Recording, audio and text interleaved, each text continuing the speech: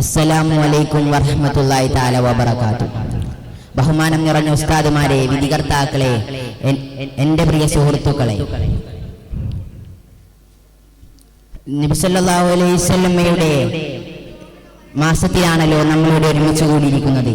ഈ അവസരത്തിൽ പുസ്തകങ്ങളെ കൂട്ടുകാരാക്കാമെന്ന വിഷയത്തെ കുറിച്ച് അല്പം സംസാരിക്കാൻ ഞാൻ ആഗ്രഹിക്കുന്നു. നാഥൻ തൗഫീഖ് നൽകട്ടെ, ആമീൻ. ചെറുപ്പം മുതലേ തന്നെ കുട്ടികളിൽ വളർത്തിയെടുക്കേണ്ടതാണ് വായനാശീലം. കുട്ടികൾക്ക് കളിപ്പാട്ടങ്ങൾ വാങ്ങിക്കൊടുക്കുമ്പോൾ നമുക്ക് ഒരു പുസ്തകവും വാങ്ങിക്കൊടുക്കാം. വീട്ടിലെത്തുന്ന അവസരത്തിൽ മാത്രം ചെയ്യേണ്ട ഒരു കാര്യമായി വായനയെ കാണേണ്ടതില്ല. ഒഴിവ് സമയങ്ങളിലും നമുക്ക് വായനയുടെ സഹായം തേടാം.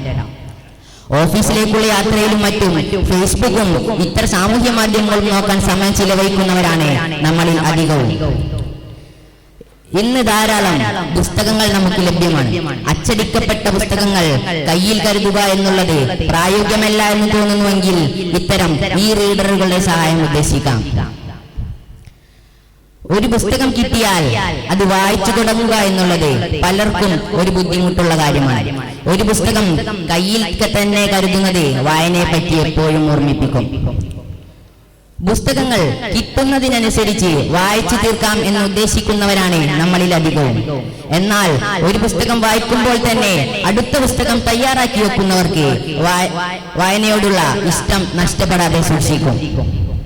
ഒരു പുതിയ പുസ്തകം വായിക്കാനുള്ളപ്പോൾ നിലവിൽ വായിക്കുന്നവ വേഗത്തിൽ തീർക്കാനുള്ള ഉത്സാഹവും വർദ്ധിക്കും. അത് വായനയ്ക്ക് ഏറെ ഗുണം ചെയ്യും. ഏവർക്കും നല്ലതെല്ലാം വായിക്കാൻ സാധിക്കട്ടെ എന്ന് പ്രാർത്ഥിച്ചുകൊണ്ട് ഞാൻ നിർത്തുന്നു. വാഹിർ ദഅവാനാ അൽഹംദുലില്ലാഹി റബ്ബിൽ ആലമീൻ. അസ്സലാമു അലൈക്കും വറഹ്മത്തുള്ളാഹി തആല വബറകാതുഹു.